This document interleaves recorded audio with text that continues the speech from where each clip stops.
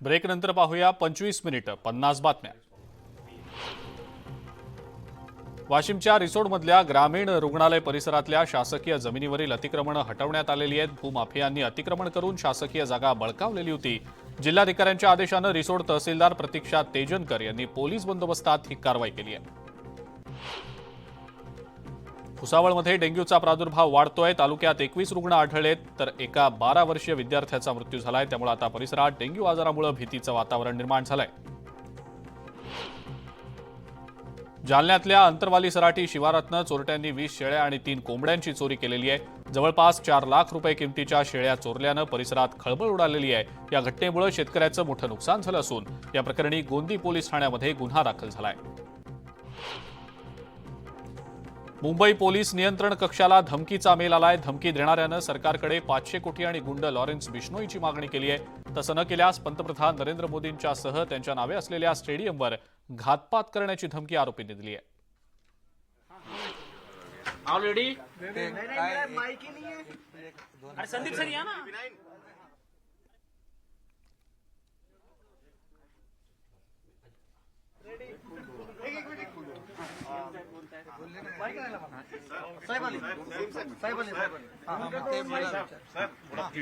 पीछे जाओ ये ना समोर ये ना।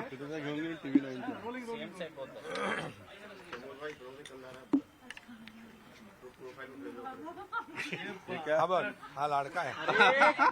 त्याच्यामुळे तिकडे होते ना रोलिंग हा सर। नक्षलची मीटिंग ना। सर, आज नक्षलच्या संदर्भात एक अत्यंत महत्वाची बैठक दिल्लीत झाली। काय झालं बैठकीत? राज्य 7-8 राज्याचे मुख्यमंत्री आणि इतर मंत्री यांना नक्षल ग्रस्त राज्यांची बैठक केंद्रीय गृहमंत्री अमित शाह साहेबांनी बोलवली होती। अतिशय महत्त्वाची बैठक होती। नक्षलवादाच्या संदर्भात केल्या जाणाऱ्या उपाययोजना किंवा करावयाच्या उपाययोजना आणि एकीकडे नक्षलवाद कमी करायचा असेल तर डेव्हलपमेंटला महत्त्व दिलं पाहिजे, विकासाला महत्त्व दिलं पाहिजे, तरुणांच्या हाताला रोजगार दिला पाहिजे, उद्योग उभे केले पाहिजे। अशा प्रकारची बरीचशी चर्चा त्या बैठकीमध्ये झाली। राज्य सरकारच्या वतीने देखील जे काही आम्ही उपाययोजना केलेल्या आहेत डेव्हलपमेंटच्या दृष्टीने, म्हणजे रस्ते बनवलेत, पूल बनवलेत, त्या ठिकाणी शाळा आहे, आरोग्य केंद्र आहेत, त्याचबरोबर सुरजागड प्रकल्प सुरू केला, तिथे जवळपास 10,000 लोक डायरेक्ट इनडायरेक्ट काम करतायत आणि एकंदरीत राज्य शासनाला काही स्पेशल पोलीस ऑफिसरच्या बाबतीमध्ये केंद्राकडून मदत पाहिजे। जेव्हा आपले जवान चकमकीमध्ये जखमी होतात तेव्हा त्यांना तात्काळ रात्री अपरात्री हॉस्पिटलाइज करण्यासाठी नाईट लँडिंगची आवश्यकता सोय असली पाहिजे आणि इतरही काही मुद्द्यांवर चर्चा झाली आणि केंद्रीय गृहमंत्री महोदयांनी आपले मुद्दे मान्य केले आणि सर्वतोपरी मदत करण्याचं आश्वासन गृहमंत्री महोदयांनी अमित शाह साहेबांनी दिलेलं आहे। रेल्वे गडचिरोलीमध्ये रेल्वेचं नेटवर्क जर उभं राहिलं तर मोठ्या प्रमाणावर विकास होईल आणि उद्योग येतील।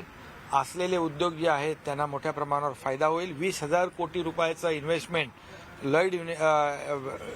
Lloyd industry, Lloyd steel company जी आहे ती करते आहे।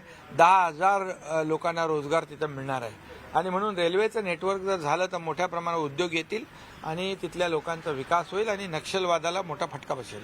विना टेंडर औषध खरेदी होत असल्याची त्याची सीबीआय चौकशी करा अशी उद्धव ठाकरेंनी मोठी मागणी केली। सरकारमध्ये दलाल बसले, सरकारची सीबीआय चौकशी व्हावी अशी मागणी त्यांनी केली आहे। चांगली मागणी आहे त्यांनी केलेली, कारण आता कोविडचा जो घोटाळा त्याच्यामध्ये जे काही गैरप्रकार, खरं म्हणजे अगदी झालेला म्हणजे मृतांच्या टाळूवरचं लोणी खाण्याचा प्रकार जो त्यांच्या काळात झालेला आहे आणि तेच खरं म्हणजे हा जो नांदेडचा झालेला प्रकार अतिशय दुर्दैवी आहे, वेदनादायी आहे, परंतु या मृतांचं राजकारण करणं त्याहीपेक्षा दुर्दैवी आहे आणि म्हणून मैताच्या टाळूवरचं लोणी खाण्याचं जी काही सवय ज्या लोकांना लागलेली आहे त्यांच्याकडून दुसरं अपेक्षित आपण काही करू शकत नाही.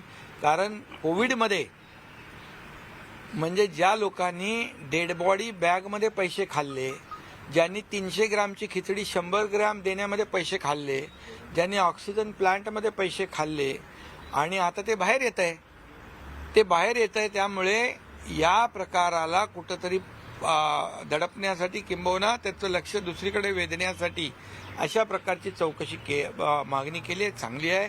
नक्की याच्यामध्ये जे काही कोविडमध्ये झालेला जो प्रकार आहे आणि त्याची नक्की चौकशी होईल आणि जी औषधांची खरेदी चुकीच्या पद्धतीने केली असेल तर त्याची सरकार चौकशी करेल. नांदेडच्या प्रकाराची चौकशी सरकार करतंय. त्यावर दोषींना कुणी पाठीशी घालणार नाही. कठोर कडक कारवाई केली जाईल हे मी कालच सांगितलेलं आहे आणि काल त्यावर आढावा बैठक देखील घेतलेली आहे. फक्त एवढंच मी सांगू इच्छितो, कोविडमध्ये जे तोंडाला मास्क लावून फेसबुक लाईव्ह करत होते घरात बसून, काय तोंडाला मास्क लावून फेसबुक लाईव्ह घरात बसून करत होते, त्यांनी माझ्यासारख्या किंबहुना आम्ही जे रस्त्यावर उतरून काम करतो त्यावेळेस पाहिलं की हा एकनाथ शिंदे पीपी किट घालून हॉस्पिटलमध्ये लोकांना मदत करत होता आणि तेव्हा हे घरात बसले होते. त्यांना भेटायला येणाऱ्याची पण अँटीजेन टेस्ट करून 2-2 तास बसून नंतर भेटत होते.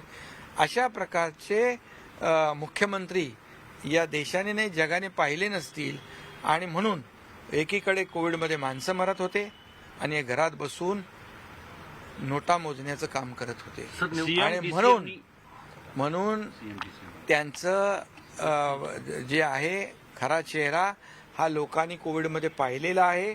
मुंबई महापालिकेच्या कारभारामध्ये पाहिलेला आहे. गेले अनेक वर्ष मुंबई महापालिकेचे जे काही भ्रष्टाचाराचे पैसे, कॉन्ट्रॅक्टचे पैसे कुठे जात होते हे सगळं बाहेर येईल आता. डीसीएमनी नांदेडला जाण्याची गरज होती असं उद्धव ठाकरे म्हणतात. नाही, पक्ष आणि चिन्ह चोरणाऱ्यांनी जर नांदेडला जायला पाहिजे. राज्यामध्ये यमाचा रेडा फिरतोय आणि त्याच्यावर जे खरं म्हणजे घरात बसून कारभार मुख्यमंत्री चा कारभार करता येतो असं म्हणणारे, म्हणजे एक नगरसेवक जरी असला तरी तो घरात बसून काम करू शकत नाही. घरात त्याला बसता येत नाही, लोकांना भेटावंच लागतं. तर एक राज्याचा मुख्यमंत्री घरात बसून काम करू शकतो अशा प्रकारचं वक्तव्य करणाऱ्यांनी ही दुसऱ्याला शिकवण्याची आवश्यकता नाही. आणखी काय एक फूल दोन हाफ, आता ते एक फूल आणि एक हाफ यांनी आम्हाला शिकवण्याची आवश्यकता नाही. आमचे मंत्री त्या ठिकाणी 2-2 मंत्री गेले, सचिव गेले, त्याची चौकशी लावलेली आहे.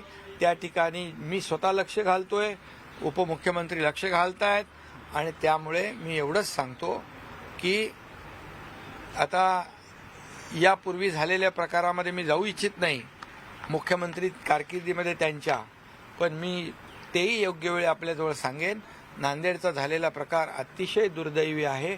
भविष्यामध्ये प्रत्येक जिल्हाधिकाऱ्यांनी त्याच्या विभागामध्ये कलेक्टरेटमध्ये असलेले शासकीय दवाखाने, स्थानिक स्वराज्य महापालिकेचे दवाखाने, हॉस्पिटल यांची व्हिजिट दर दिवशी एका तरी हॉस्पिटलची व्हिजिट केली पाहिजे. अशा प्रकारच्या सूचना आम्ही काल दिल्यात. जिल्हाधिकाऱ्यांना आम्ही अधिकार दिलेत औषधं खरेदीचे आणि मनुष्यबळ अधिकचं घेण्याचे अधिकार त्यांना दिलेले आहेत. त्यामुळे जिल्हाधिकारी आणि आरोग्य विभागाच्या टीमने टीम म्हणून काम करण्याची सूचना दिल्यात. तिथे कुठल्याही प्रकारची हलगर्जीपणा हायगय खपवून घेतली जाणार नाही, मी कालच सांगितलेलं आहे. तानाजी सावंत कुठे आहेत? कारण की 2 दिवसापासून ते ऑनलाईनच्या माध्यमातून फक्त बैठकी घेत आहेत. तानाजी सावंत बैठका घेत आहेत आणि या विभागाचे जे नांदेडचं हॉस्पिटल आहे स्वतः हसन मुश्रीफ हॉस्पिटलला जाऊन आले, गिरीश महाजन स्वतः गेले, मी स्वतः त्या सगळ्या अधिकाऱ्यांशी बोलतोय. सर, तुमची 16 आमदार अपात्राची जी सुनावणी होती ती 1 महिना लांबणीवर गेला, त्याच्यावरून टीका केली जाते विरोधकांकडून. म्हणजे ते कुणी आम्ही लांबणीवर टाकली नाही, सुप्रीम कोर्टाने सुप्रीम कोर्टाने त्याला तारीख दिली आहे. सुप्रीम कोर्टाकडे देखील एकच काम आहे का? दुसरी गोष्ट, जेव्हा यांच्या बाजूने निकाल दिला जातो तेव्हा ती संस्था चांगली, ते कोर्ट चांगलं. इलेक्शन निवडणूक आयोगाला चुनाव लावण्याचा आयोग म्हटलं, सुप्रीम कोर्टाला देखील सल्ला देण्याचं काम या लोकांनी केलं. हे काही करू शकतात, हे म्हणजे कोणालाही सल्ला देऊ शकतात आणि जे यांच्या विरोधात बोलतील त्यांच्यावर कुठल्याही प्रकारची टीका करू शकतात. त्यांच्याकडून काय अपेक्षा आहे? माझ्यासोबत असताना अजित पवार कधीच नाराज नव्हते असं त्यांचं म्हणणं आहे. ठीक आहे, चला. ठीक आहे, थँक्यू.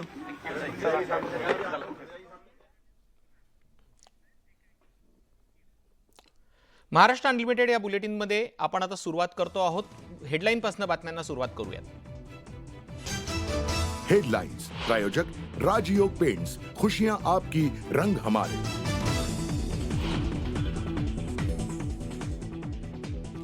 राष्ट्रवादी पक्ष कुणाचा याबाबत निवडणूक आयोगात आज सुनावणी. शरद पवार सुनावणीला हजर राहण्याची शक्यता.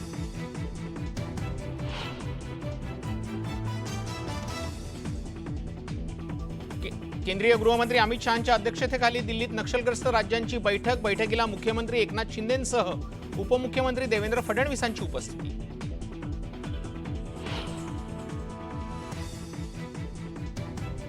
नांदेडमधील रुग्णांच्या मृत्यू प्रकरणी उद्धव ठाकरेंकडून संताप व्यक्त. विना टेंडर औषधांची खरेदी प्रकरणाची सीबीआय चौकशी करण्याची केली मागणी.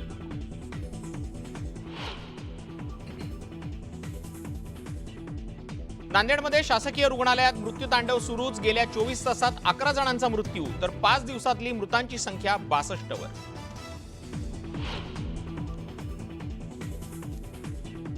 नांदेडमधल्या शासकीय रुग्णालयातील मृत्यू प्रकरणाची हायकोर्टाकडून दखल. सरकारला प्रतिज्ञापत्र दाखल करण्याचे आदेश. 30 ऑक्टोबरला पुढील सुनावणी.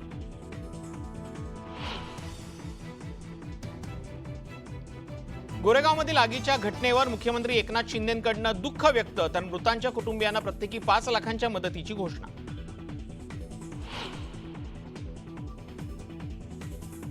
बहुप्रतीक्षित नवी मुंबई मेट्रोचा लोकार्पण सोहळा नवरात्रोत्सवात होण्याची शक्यता. पंतप्रधान मोदींच्या हस्ते होणार लोकार्पण.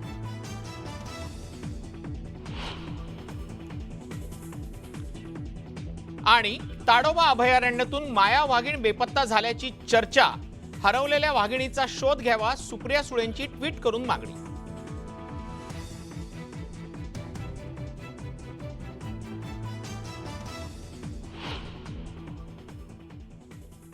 बुलेटिनची सुरुवात करूयात आत्ताच्या क्षणाच्या एका मोठ्या आणि महत्त्वाच्या बातमीनं. बातमी येते आहे नवी दिल्लीतनं.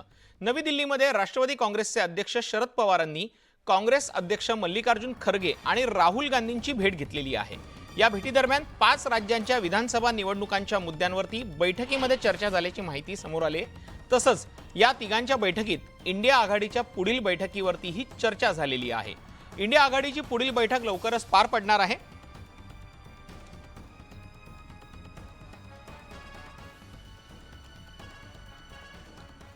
अजित पवार यांच्या वतीनं निवडणूक आयोगात दाखल करण्यात येणाऱ्या शपथपत्राची माहिती न्यूज 18 लोकमतच्या हाती लागलेली आहे.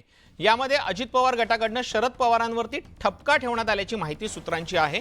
लेखी संविधान अस्तित्वात असूनही शरद पवार पक्षाचा कारभार आपल्या इच्छेनुसार चालवत असल्याचा आरोप केला गेल्याची माहिती मिळते आहे.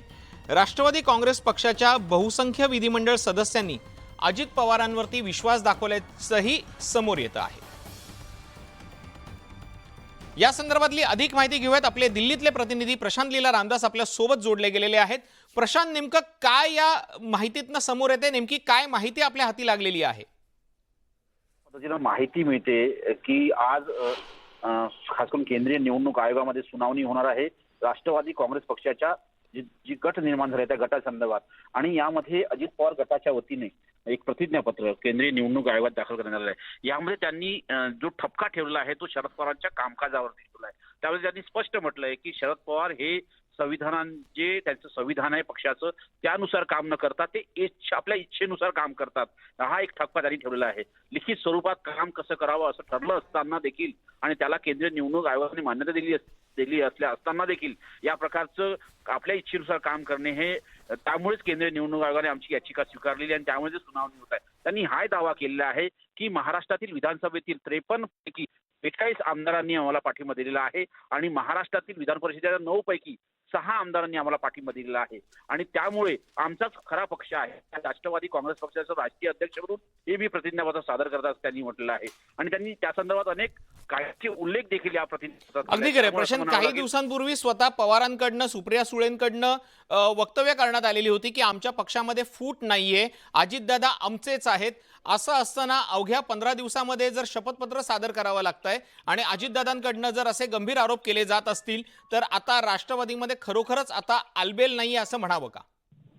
बरोबर आहे. ज्या पद्धतीनं शरद पवार यांनी आता अजित पवारांना थेट लक्ष करण्याचं काम सुरू केलेलं आहे आणि त्यांनी ज्या पद्धतीनं त्यांच्यावरती आरोप केले जात आहे आणि त्यांनी म्हटलं आहे की काल जेव्हा त्यांचं शरद पवारांचं भाषण झालं त्या भाषण दरम्यान त्यांनी म्हटलं होतं की आपण मला राष्ट्रीय अध्यक्ष नाही असं म्हणतात, पण ज्या पत्रांच्या आधारावर मी राष्ट्रीय अध्यक्ष बनलो तेच पत्र आपण केंद्रीय निवडणूक आयोगात दिलं आहे. त्यामुळे आपण असं कसं करू शकता असं देखील स्वार केला आहे. त्यांनी हे चिन्ह गेले तरी बेहत्तर आहे, जनता आमच्यासोबत राहील आणि मी 5 निवडणुका बघितल्या, ज्या 5 निवडणुकामध्ये वारंवार चिन्ह बदललं असं असताना देखील हे त्यांनी हे स्पष्ट केलं आहे की अजित पवार हे आमच्या सोबत नाही, हे वारंवार त्यांनी. अगदी खरंय प्रशांत. त्यामुळे आता या निवडणूक आयोगात दाखल केलेल्या शपथपत्रामुळे आता पवार कुटुंबामध्ये आणि एकूणच राष्ट्रवादीमध्ये आलबेल नसल्याचं समोर आलेलं आहे. त्यामुळे आता या दोघांमधला वाद आणि कलगीतुरा हा दिवसेंदिवस वाढतानाच दिसणार आहे.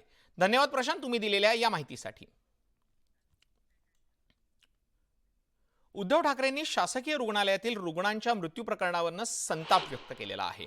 विना टेंडर औषधांची खरेदी होत असल्यानं त्याची सीबीआय चौकशी करण्याची मागणी उद्धव ठाकरेंनी केलेली आहे. कोरोना काळात डॉक्टर आणि नर्स एका योद्ध्याप्रमाणे लढले, पण आता त्यांना बदनाम केलं जात आहे. कोरोना काळात औषधांची कमतरता भासली नाही, मात्र आता आरोग्य यंत्रणेचे 3-13 वाजल्यात असं वक्तव्य उद्धव ठाकरेंनी केलेलं आहे. नक्षलींच्या हल्ल्यापेक्षा सध्या जास्त लोकांचा रुग्णालयात मृत्यू होत आहे असंही ठाकरे म्हणाले. तर अजित पवारांच्या नाराजीबाबत बोलताना माझ्यासोबत असताना अजित पवार कधीच नाराज नव्हते असं सुद्धा ते म्हणाले.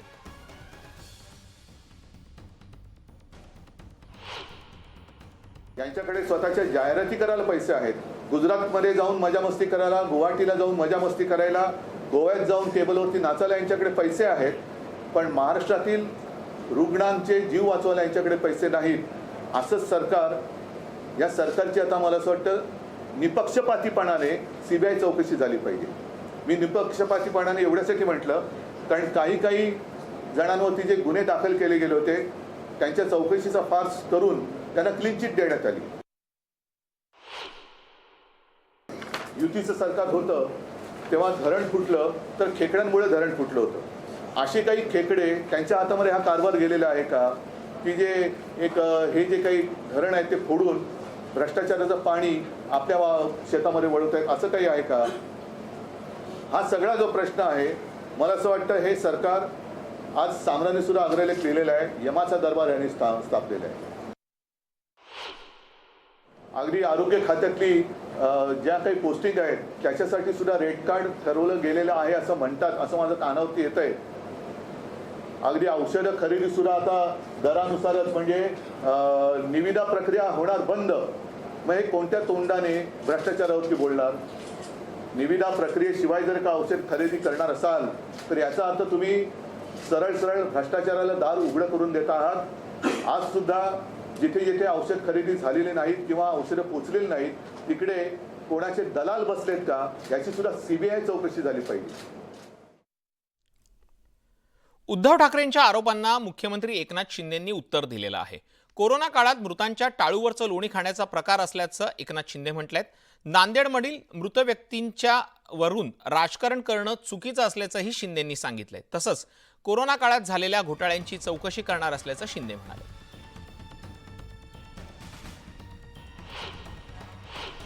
जो घोटाळा त्याच्यामध्ये जे काही गैरप्रकार, खरं म्हणजे अगदी झालेला म्हणजे मृतांच्या टाळूवरचं लोणी खाण्याचा प्रकार जो त्यांच्या काळात झालेला आहे आणि तेच खरं म्हणजे हा जो नांदेडचा झालेला प्रकार अतिशय दुर्दैवी आहे, वेदनादायी आहे. परंतु या मृतांचं राजकारण करणं त्याहीपेक्षा दुर्दैवी आहे.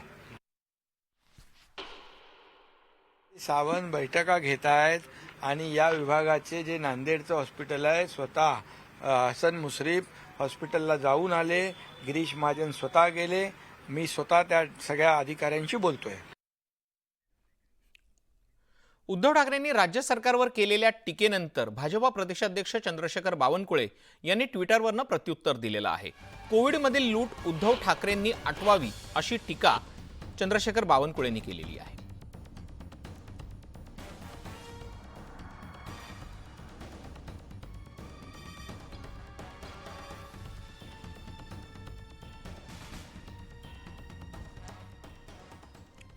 आता एक मोठी बातमी येते आहे विदर्भातनं.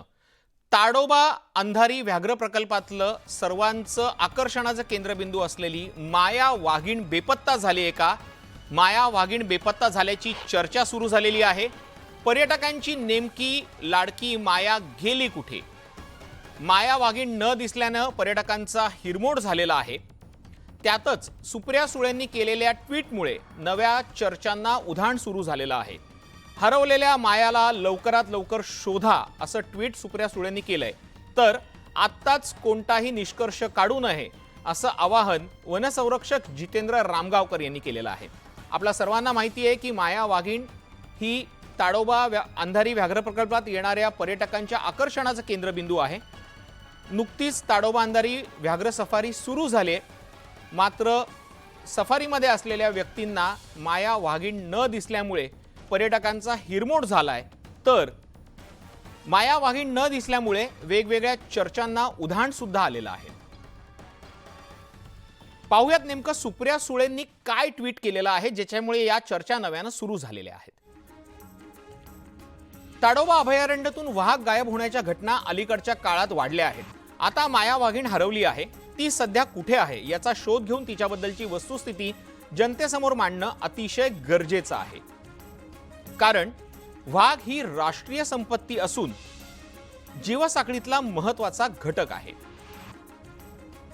त्यामुळे त्यांचं संवर्धन करणं ही काळाची गरज आहे. तरीही शासनानं या घटनांकडे गांभीर्यानं लक्ष देऊन आवश्यक ती कारवाई करावी ही विनंती.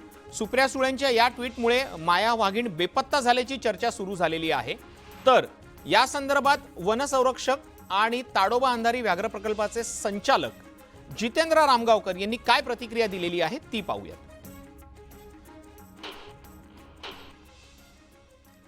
पर्यटकांना दिसली नाही म्हणून माया वाघीण गायब झालेली आहे असं म्हणणं चुकीचं आहे.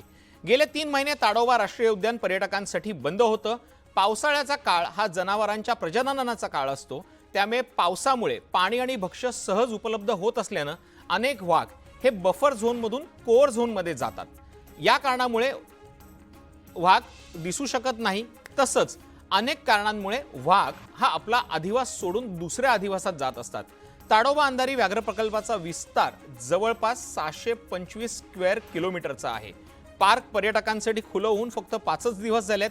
त्यामुळे इतक्या मोठ्या भागातून माया आत्ताच बेपत्ता झालेली आहे हे म्हणणं चुकीचं आहे. मायाचा शोध घेण्यासाठी गस्तींची संख्या वाढवून तिला लवकरात लवकर शोधण्याचा प्रयत्न सुरू आहे. लवकरच ती सापडेल. तुर्तास माया बेपत्ता झाली आहे किंवा आणखी कोणत्या प्रकारचे निष्कर्ष काढण्याची घाई करू नये. बातमी आहे मुंबईतली. मुंबई गोरेगावातल्या एका आगीच्या घटनेनं हादरून गेलेली आहे. गोरेगाव परिसरातल्या एका इमारतीला भीषण आग लागलेली होती. 5 मजली इमारतीच्या पार्किंगमध्ये लागलेली ही संपूर्ण आग इमारतीत पसरली. या आगीमध्ये 8 जणांचा मृत्यू झालाय तर 5 जणांची प्रकृती अद्यापही चिंताजनक आहे. आगीमध्ये 51 जण जखमी झाल्याची माहिती मिळते. जखमी झालेल्या 36 जणांवरती जोगेश्वरीच्या ट्रॉमा सेंटरमध्ये तर 15 जणांवर कूपर रुग्णालयात उपचार सुरू आहेत. 35 जणांची प्रकृती स्थिर आहे. रात्री 3च्या सुमारास ही आग लागलेली होती. आग इतकी भीषण होती की पार्किंगमधली सर्व वाहनं जळून खाक झालेली आहेत.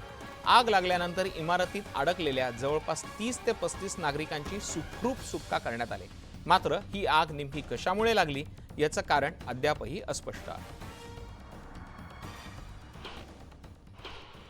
प्राथमिक जी माहिती आहे खाली स्क्रॅब आणि कागदी कापडाचे गट्टे होते आणि त्यामुळे आग लागली असं प्राथमिक याच्यातून निदर्शनास आलेलं आहे. झालेली घटना अतिशय दुर्दैवी आहे. मी त्यांच्याबद्दल जे मृत्यू झाले त्यांची संवेदना व्यक्त करतो आणि मृतांच्या परिवाराला 5 लाख रुपयाची मदत शासनाच्या माध्यमातून या ठिकाणी आम्ही देण्याचा निर्णय घेतलेला आहे. त्याचबरोबर जे जखमी आहेत त्यांचा उपचार संपूर्णपणे सरकार करेल. ऑथॉरिटी आहे, त्याचे कमिशनर आहेत, त्यांना आम्ही नक्कीच हे चढवून ह्याच्यातून काय ह्याच्यात दोष राहिलेले आहेत, उणिवा काय आहेत आणि काय केलं पाहिजे ऑथॉरिटीने. तुम्ही राहायची परवानगी देता पण ती घरं राहण्यालायक आहेत का, सुरक्षित आहेत का हे बघत नाही. आज जर समजा ते लिफ्ट वगैरे सगळ्याचं जळून गेल्या बंद झाल्या तर एवढे उंच लोक चढणार उतरणार कसं. असं आहे, एकच वाट जर असेल तर हे कुठल्याही नगररचनेमध्ये चालणारच नाही. एक वाट नाही, 2-2 वाटा पाहिजेतच, तरच ते माणसांचे जीव सुरक्षित राहते. जो नीचे पार्किंग प्लेस में कुछ 39 टू व्हीलर्स थे और साइकिल थे और कुछ वहाँ से ब्लास्ट हुआ है या फर्स्ट फ्लोर से अभी उसकी कोई पूरी जानकारी नहीं है. लेकिन ऊपर हॉस्पिटल और गोरेगांव यहाँ जोगेश्वरी में जो हॉस्पिटल है ट्रोमा केयर, वहाँ पर लोगों को एडमिट किया गया है. काफ़ी कैजुअलिटी हुई है और कुछ 6-7 लोगों की डेथ भी हुई है. इस तरह के अभी तुरंत मुझे मालूम पड़ा है पुलिस डिपार्टमेंट से. और बाकी के जो लोग हैं उनको हम लोग उन्नत नगर जो स्कूल है वहाँ पे उनको शिफ्ट कर रहे हैं.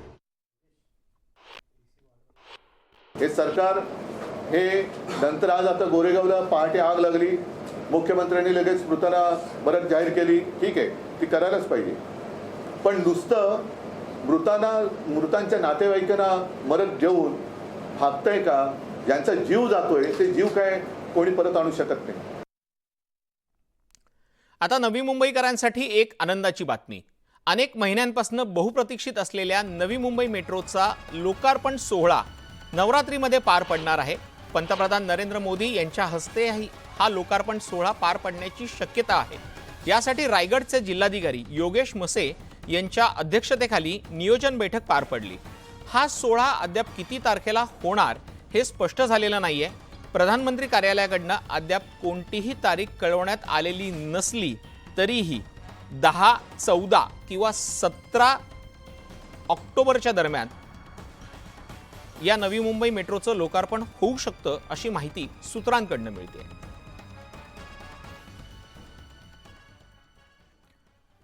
बातमी आहे आता सरकारी रुग्णालयांमधल्या दुरावस्थेची.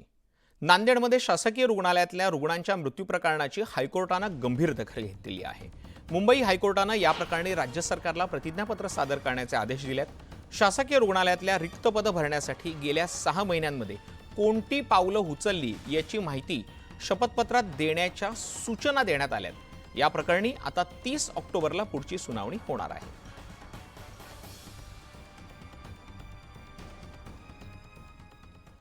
नांदेडच्या शासकीय रुग्णालयांमध्ये मृत्यूतांडव सुरूच आहे. गेल्या 24 तासात 11 जणांचा मृत्यू झालेला आहे. त्यामुळे शासकीय रुग्णालयातलं हे मृत्यूतांडव थांबणार कधी असा प्रश्न सर्वांना पडतोय. गेल्या 24 तासात 11 जणांचा मृत्यू झालाय, तर या 11 जणांमध्ये 3 नवजात बालकांचा समावेश असल्याची माहिती मिळतेय. गेल्या 5 दिवसात मृतांचा आकडा हा 62 वरती गेलेला आहे.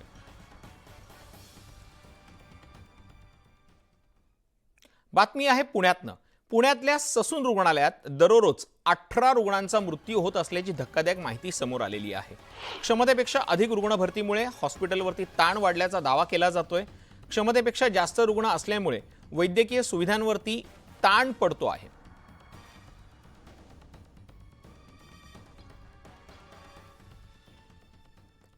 बातमी ससूनमधलीच. ससून रुग्णालयातनं आरोपी पळून गेल्याची घटना घडलेली होती. त्यामुळे रुग्णालय प्रशासनावरती प्रश्नचिन्ह उपस्थित करण्यात आलेलं होतं. ससून रुग्णालयातील आणि पोलीस प्रशासनातील काही कर्मचारी ड्रग्ज तस्कर असलेल्या ललित पाटील याला मदत करण्यात असल्याचा प्राथमिक संशय व्यक्त केला जातोय. या संदर्भात रुग्णालयाचे अधिष्ठाता डॉक्टर संजीव ठाकूर हे पहिल्यांदाच माध्यमांसमोर आलेले आहेत.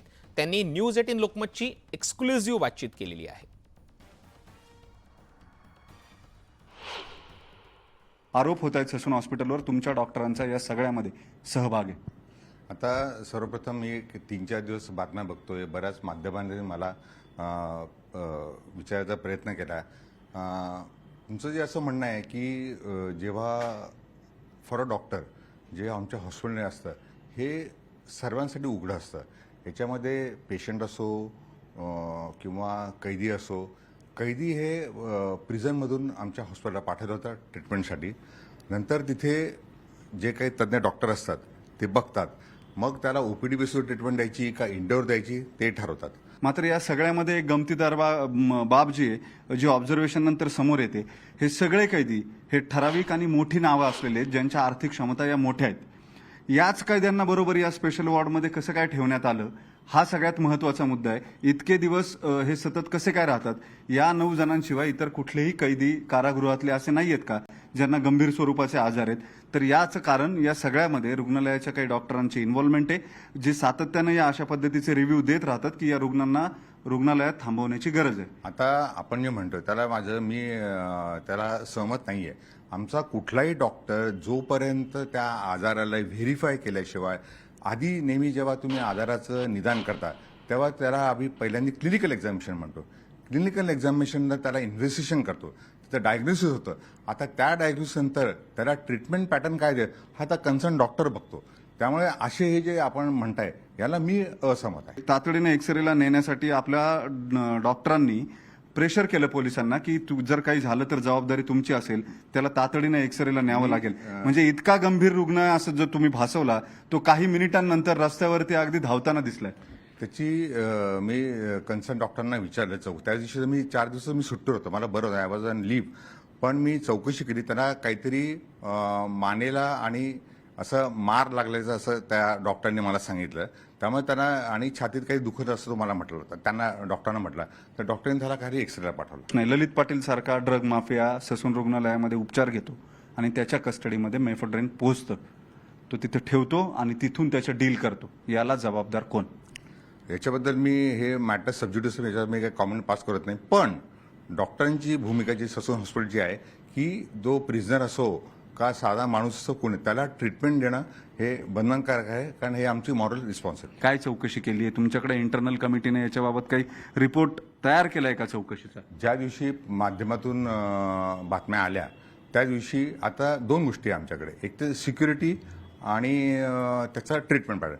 तर त्या दिवशीच आम्ही त्या कन्सर्न डॉक्टरांनी बोलून घेतलं. ज्या दिवशी आय थिंक मला एवढं आठवत नाही, पण ज्या दिवशी रात्री ते गोंधळ झाला, दुसऱ्या दिवशी आम्ही आमच्या कमिशनरला तज्ज्ञ डॉक्टरांनी ज्या डॉक्टरांनी त्याला आपण तपासणी केल्या, त्याचा आजार, त्याचं निदान आणि त्याला ट्रीटमेंट पॅटर्न हे पाठवून दिलेलं आहे. व्हिडिओ जर्नलिस्ट गणेश कदमसह वैभव सोनवणे, न्यूज 18 लोकमत, पुणे. नांदेडमधील शासकीय रुग्णालयांमध्ये मृत्यूचं प्रकरण गाजत असतानाच परभणीमध्ये देखील 42 वर्षाच्या व्यक्तीचा उपचारादरम्यान मृत्यू झालेला आहे. भरत मोरे यांना पायाच्या दुखापतीसाठी उपचारासाठी रुग्णालयात दाखल करण्यात आलं होतं. त्या दरम्यान डॉक्टरांनी निष्काळजीपणा केल्यानं त्यांचा मृत्यू झाल्याचा आरोप नातेवाईकांनी केलेला आहे. या प्रकरणी दोषींच्या विरोधात कडक कारवाई करण्याची मागणी रुग्णांच्या नातेवाईकांनी केली.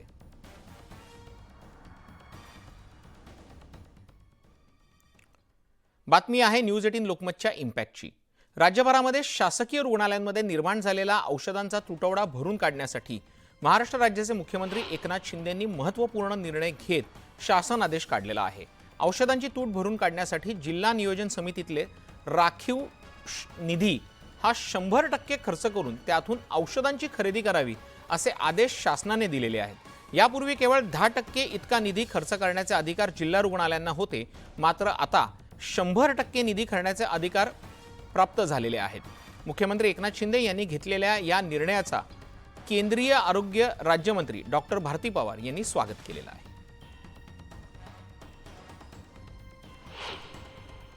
आपल्यासोबत केंद्रीय मंत्री भारती पवार आहे. ताई, काल आपण नाशिकच्या जिल्हा रुग्णालयाची पाहणी केली, त्यानंतर एक वास्तव समोर आलं, ते म्हणजे औषधांचा तुटवडा होता. ही बातमी न्यूज 18 लोकमतनेही दाखवली आणि त्यानंतर एक मोठा निर्णय झालेला आहे. काय नेमका निर्णय आहे आणि कसा दिलासा यामुळे मिळणार आहे? काल सिव्हिल हॉस्पिटलला पण मी व्हिजिट केली होती आणि आपल्या माध्यमातून मी सांगितलंही होतं की पुरेसा साठा उपलब्ध आहे, परंतु तो एक साधारण महिनाभराचा पुरेल अशी माहिती मला तिथल्या सिव्हिल सर्जनकडून मिळाली होती.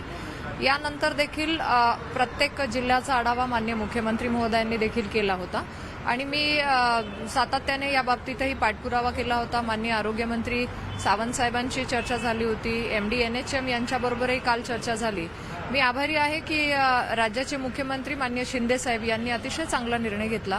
कारण आधी प्रत्येक जिल्ह्याला डीपीडीसी मधून एक आरोग्याचं बजेट होतं. त्या बजेटमधून 10% खरेदी हे जिल्हा लेवलला करू शकत होते. परंतु काल त्यांनी एक GR काढला आणि त्यामध्ये स्पष्टता दिली आहे की ज्या आरोग्याच्या बजेटमधून पूर्वी 10% निधी खर्च करण्याची मुभा होती, तर आता ती पूर्णपणे 100% खरेदी ही जिल्हा पातळीवर करू शकतात. त्यामुळे एक सुविधा अशी होईल की हा तुटवडा जाणवणार नाही. जी आवश्यकता आहे, जी गरज आहे, तो तात्काळ तिथला प्रशासनाचा निर्णय घेऊन ते खरेदी तात्काळ करू शकतील. थोडक्यात तर औषधं लोकांना पुरवावीत, औषधांसाठी लोकांना बाहेर खर्च करण्याला येऊ नये म्हणून हा निर्णय घेतला. मी आभारी आहे की मुख्यमंत्री महोदयांनी तात्काळ निर्देशही दिले आणि आता ती खरेदी पण जिथे ज्या ज्या जिल्ह्यात कमतरता असेल ती तात्काळ होईल. व्हिडिओ जर्नलिस्ट हेमंत बागुलसह लक्ष्मण घाटोळ, न्यूज 18 लोकमत, नाशिक. महाराष्ट्र अनलिमिटेड या बुलेटिनमध्ये वेळ झालेली आहे. एका छोट्याशा ब्रेकची. कुठेही जाऊ नका, पाहत रहा न्यूज 18 लोकमत.